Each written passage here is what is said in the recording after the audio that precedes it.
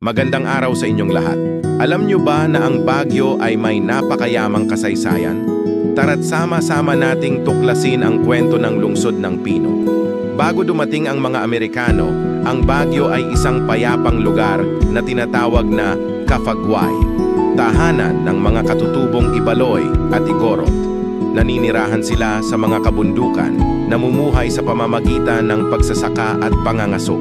Nang matuklasan ng mga Amerikano ang Baguio noong 1900s, napansin nila ang malamig nitong klima na kahawig ng kanilang bansa. Dahil dito, ginawa nila itong summer capital ng Pilipinas. Nagsimula silang magtayo ng mga kalsada, gusali, at ang tanyag na Cannon Road. Subalit, dumating ang ikalawang digmaang pandaigdig. Naging sentro ng Japanese occupation ng Baguio at maraming gusali ang nasira. Pagkatapos ng digmaan, determinado ang mga tao na muling itayo ang kanilang lungsod. Unti-unting bumangon ang Baguio.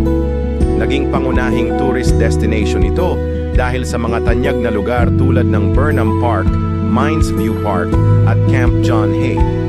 Ngunit noong 1990, tumama ang isang malakas na lindol na nagdulot ng malaking pinsala sa lungsod.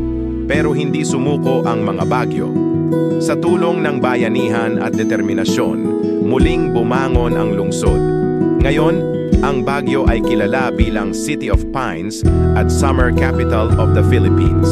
Dinarayo ito ng libo-libong turista taon-taon dahil sa malamig na klima, magagandang tanawin at masasarap na pagkain.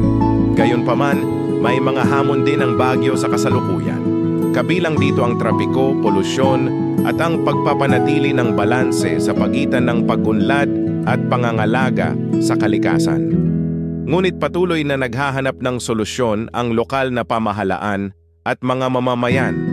Ang Baguio ay isang patunay ng lakas ng mga Pilipino kung paano tayo bumabangon sa bawat pagsubok at kung paano natin pinapanatili ang ating kultura habang sumasabay sa pag-unlad ng panahon. Salamat sa panonood!